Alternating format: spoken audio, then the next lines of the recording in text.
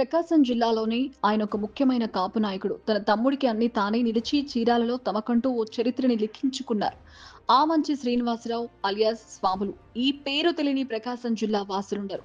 మాజీ చీరాల ఎమ్మెల్యే ఆమంచి కృష్ణమోహన్ సోదరుడైన స్వాములు తన తమ్ముడితో కలిసి రాజకీయాలు చేస్తూ చీరాల నియోజకవర్గంలో తిరుగులేని నేతలుగా ఎదిగారు. కృష్ణమోహన్ విజయాల్లో స్వాములు కీలకంగా వ్యవహరించారు.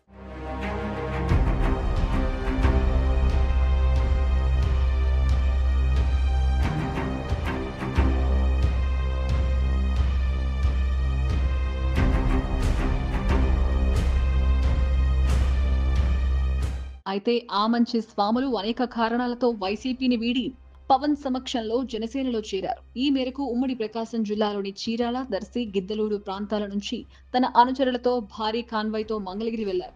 ఇక ఇటువంటి నేతలు జనసేనలో ఉంటే పార్టీకే బలమని కూడా పవన్ అన్నారు.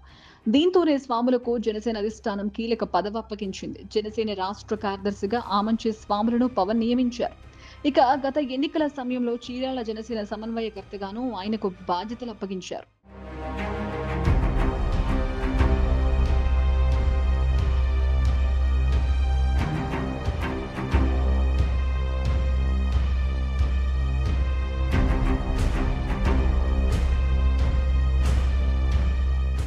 జనసేనలో ఆమంచి స్వాములు చేరికతో ప్రకాశం జిల్లా జన సైనికుల్లో సరికొత్త ఉత్సాహమే వచ్చింది.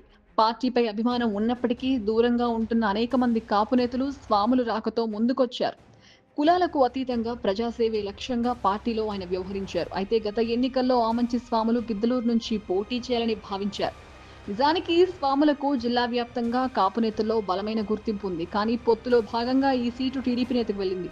ఈ నేపథ్యంతోనే జనసేన నిర్ణయంపై అసంతృప్తితో జనసేన కోఆర్డినేటర్ పదవికి ఆమంచి స్వాములు రాజీనామా చేశారు.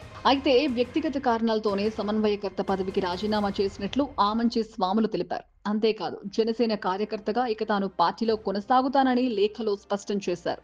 నాటి నుండి నేటి వరకు ఆయన పొలిటికల్ గా సైలెంట్ అయిపోయారు.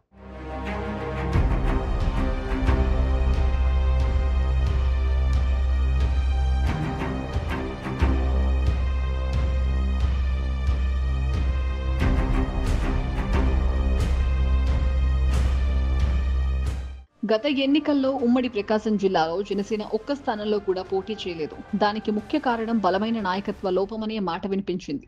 ఈ సందర్భంలోనే ఆమంచి స్వాములు వంటి రెబల్ నేతకు జనసేనలో మంచి గుర్తింపిచ్చుంటే కనీసం 1 లేదా 2 స్థానాల్లో జిల్లాలో జనసేన పోటీ చేసే అవకాశం ఉండేదని జన సైనికులు అనుకున్నారు. స్వాములు జనసేన రాష్ట్ర కార్యదర్శిగా రాజీనామా చేయడంతో మళ్లీ జిల్లాలో పార్టీ పరిస్థితి అంతంత మాత్రంగానే ఉంది. కాపు నేతలు జనసేన యువకులు కూడా చాలా వరకు సైలెంట్ అయిపోవడంతో క్షేత్రస్థాయిలో జనసేన మళ్లీ బలహీనపడుతున్నట్టు తెలుస్తోంది.